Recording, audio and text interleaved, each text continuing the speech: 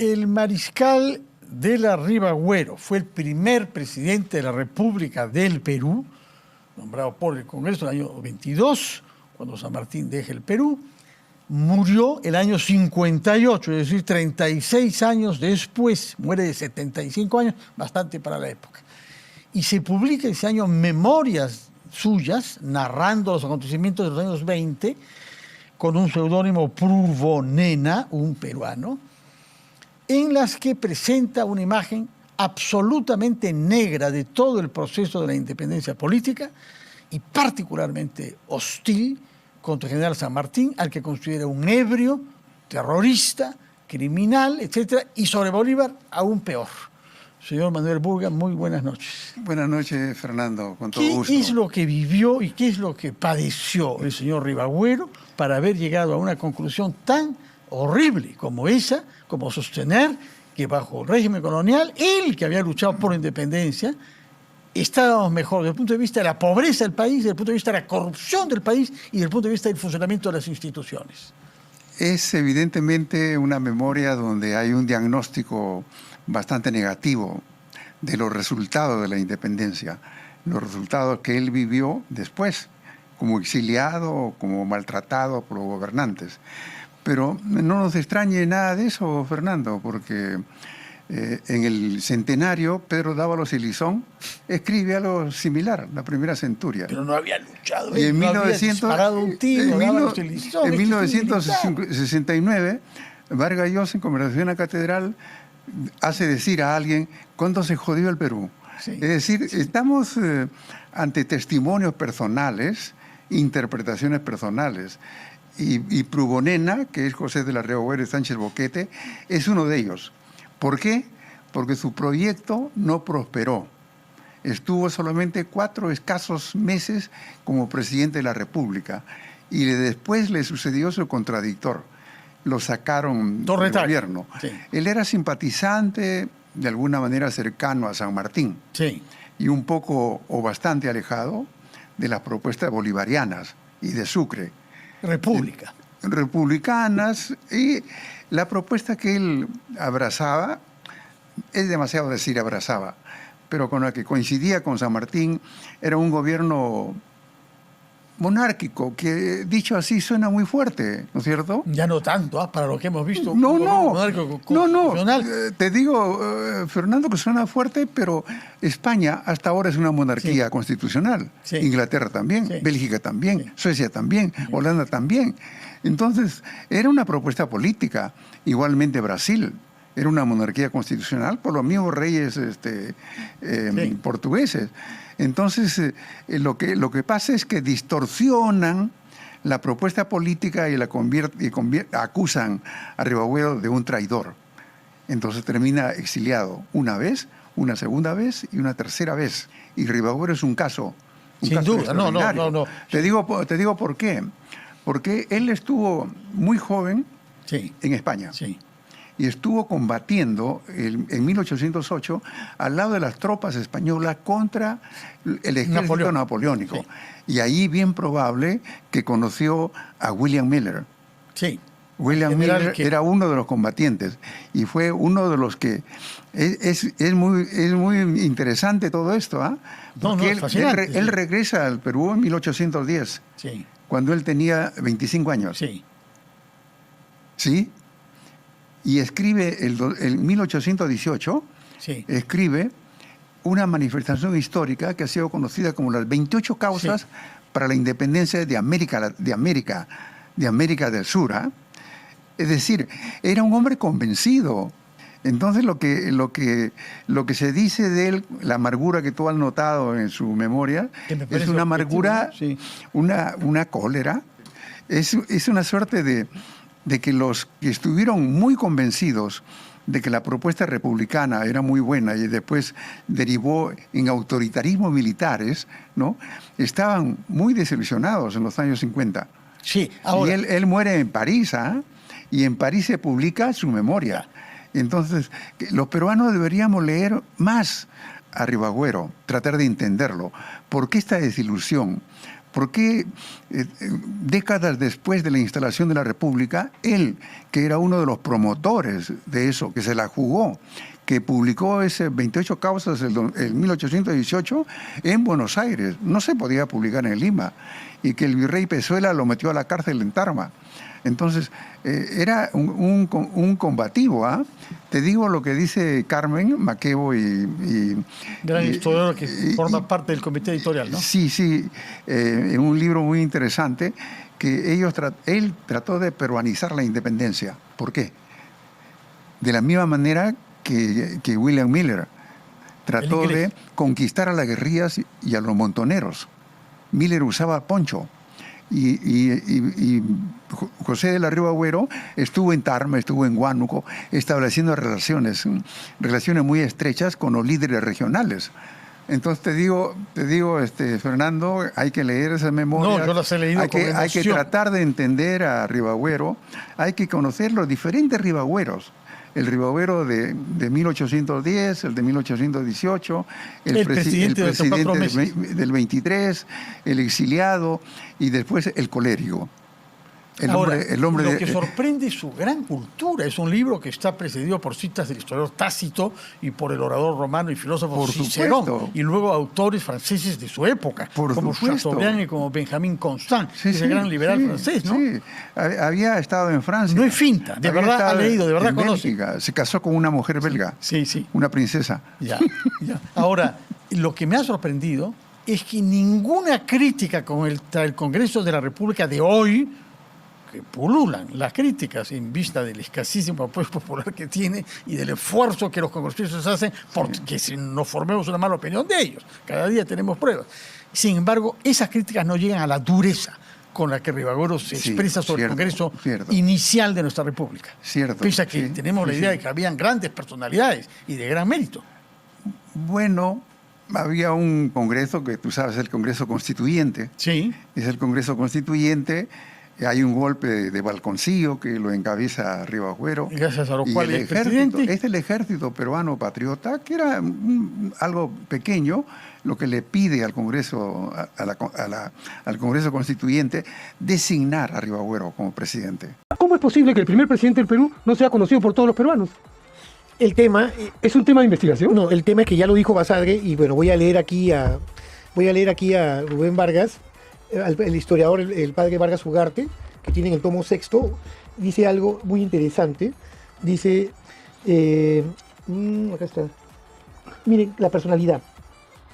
Dice, Luna Pizarro, uno de los hombres de juicio más penetrantes que tuvimos en aquel entonces. Cuando dice penetrante significa que es el más lúcido. Y hay una biografía de Luna Pizarro que también se puede conseguir en el Congreso. Luna Pizarro, uno de los hombres de juicio más penetrantes que tuvimos en aquel entonces, lo desenmascara abiertamente en su carta a don Joaquín Campino de febrero del año 1823. ¿Desenmascara a quién? A Ribagüero, que vamos a hablar. Cierto pájaro le dice aludiendo a Ribagüero, que algunas veces oyó usted cantar, no con agrado y recuerdo que calificaba usted de poco veraz y de iluso o visionario, se ha hecho jefe y trabaja por ocupar la silla consular, como consulado de Napoleón, lo que tendría que ser el golpe de Estado que hizo y se proclamó presidente de la República, que es el cargo que él pidió. O sea, el cargo nace del golpe que él organiza, y primero traslada al ejército de Miraflores a Balconcillo. Ojo, que le pregunté a los historiadores de la época hoy en día y nadie sabe dónde queda Balconcillo.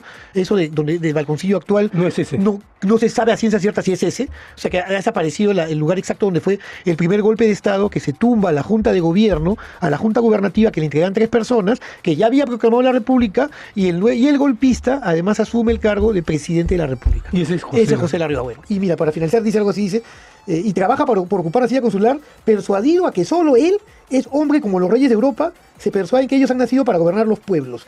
Este es el gran problema que dice. Un ejército en que no se observa, no quiere continuar pinturas que me despedazan. Lo que pasa aquí, que Luna Pizarro dice algo muy cierto, que también va a decir Basadre, no sé si nos dé tiempo para leer a Basadre. Sí, nos tiene que dar tiempo. Pero era un hombre con un amplio ego. Yo he leído parte del libro de Elizabeth Hernández, ha sido muy desapasionada para escribir esta biografía, pero desgraciadamente a veces en la historia hay personajes que son muy apasionados. Y hay personajes muy cerebrales. Grau fue muy cerebral al despedirse de su esposa, porque sabía que iba a morir en un barco que estaba rodeado de toda la flota chilena. Bolognesi también consulta la famosa consulta que hace para ver si van a defender la plaza o no a sus oficiales. No es como dicen los chilenos, que es un viejo loco senil que decidió matar a todos. No, todos se inmolaron por la patria. Entonces, hay situaciones donde se necesita que la persona tenga un nivel y Rivagüero no lo llega a tener. ¿Por qué? Y aquí hay dos cosas. Primero, porque se enfrenta a Torretagle, que es otro peruano muy importante, que era el segundo peruano que estaba por debajo de San Martín. Tuvo el cargo de supremo delegado en reemplazo de San Martín cuando viajó. Y San Martín lo dejó gobernar en el Perú ya un periodo, si no extranjero, de 8 meses.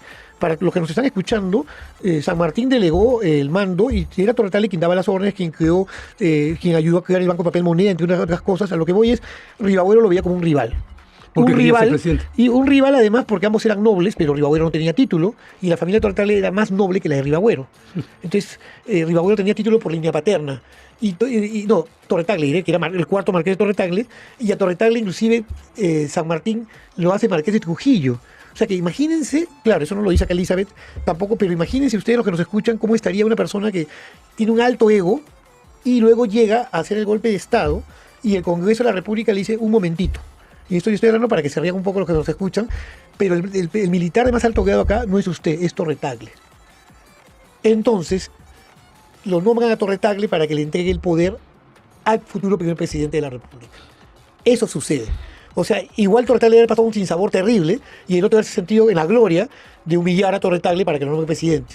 Entonces acá, ya lo último que voy a leer de Vargas Ugarte, porque también es importante leer las citas. Es indudable que Rivagüero se había señalado desde un principio por su patriotismo y pocos hombres habían hecho más por la causa de la emancipación. Ojo, eso ya lo acabas de decir tú. Desde el año 1808, como le dice en su carta a Jorge Canning, el 1 de junio de 1823, y lo reconocía el ministerio inglés, Western Britain and Independence Latin American, volumen 1, que cita Rubén Vargas Ugarte, página 513, publicado en Londres en el año 38, 1938, un año antes de la Guerra Mundial. Imagínense publicado en esto. No había cesado de conspirar y había puesto su persona y su fortuna al servicio de la causa de la libertad. Esto lo hemos dicho antes. O sea, su persona podría haber sido detenido, llevado a una cárcel, su fortuna a la causa de la patria, ¿ya? Adolecía, sin embargo, de un defecto. Y este no era otro sino el sentirse sin sólido fundamento, muy superior a los demás. No lo digo yo, no lo dice Rubén Vargas, lo está diciendo un ministro a otro enviado a Gran Bretaña, para que sepan cómo era el mandatario peruano. ¿Ya? Para halagarlo, se le concedió el uso de la banda bicolor. Ojo, dicen para halagarlo, que es hoy la banda que usa la banda presidencial. Ya va uno. Y se le nombró gran mariscal, cuando por entonces no pasaba de ser simple coronel de milicias. No tenía formación militar. No tenía formación y el que la tenía era Santa Cruz, que luego fue también presidente. Y a Santa Cruz, para aplacarle, lo está diciendo acá, Santa Cruz era un militar de carrera, y el otro lo nombraron general de división. Y a Herrera, un militar que ha pasado, nadie lo conoce más que los historiadores y eso, los especialistas en temas de independencia, general de brigada.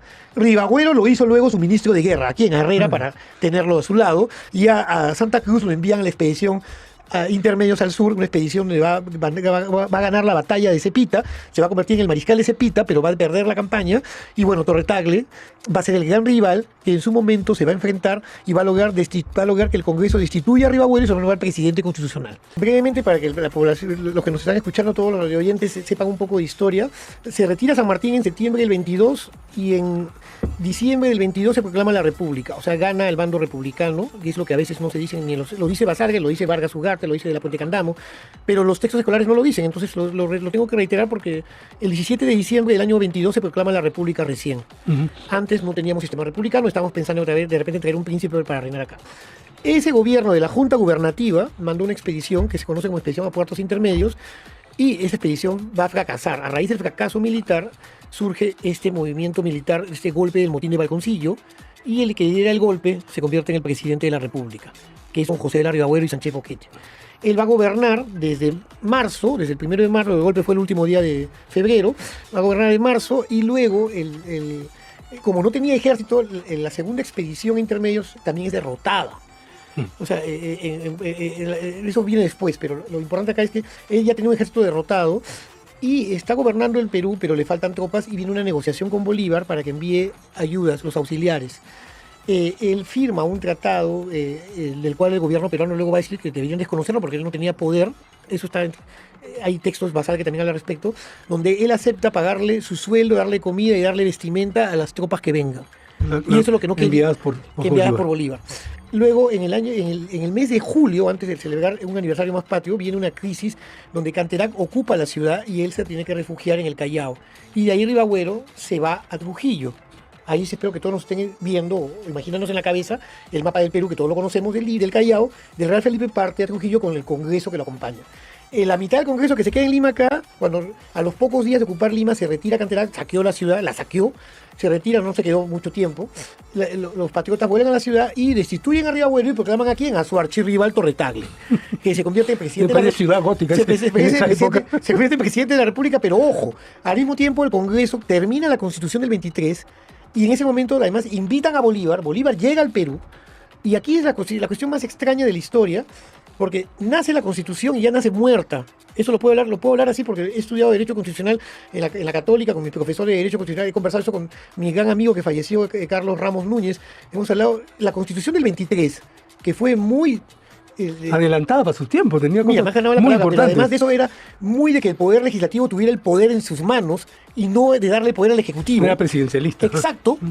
Nace muerta. ¿Por qué? Porque Bolívar ya estaba acá y había que nombrarlo dictador, o ya tenía que tener poderes dictatoriales. Teníamos un presidente en Lima, que era Torretagle, el cual no sabía qué hacer, Bolívar no sabía qué hacer con él, y además había otro presidente en Trujillo. Ese era el Perú de 1823. Vamos a dejarlo un Perú muy convulso, muy complejo, y un Perú que estuvo a punto de perderse, o sea, de ser derrotado, y ahí es la parte donde hay que justificar y hay que decir que Bolívar, con su genialidad, mal nos guste, ¿no? Lo queramos o no, sin él, como decía mi profesor Armando Nieto Vélez, sin él no se podía haber logrado lo que se logró, la independencia del Perú y de América.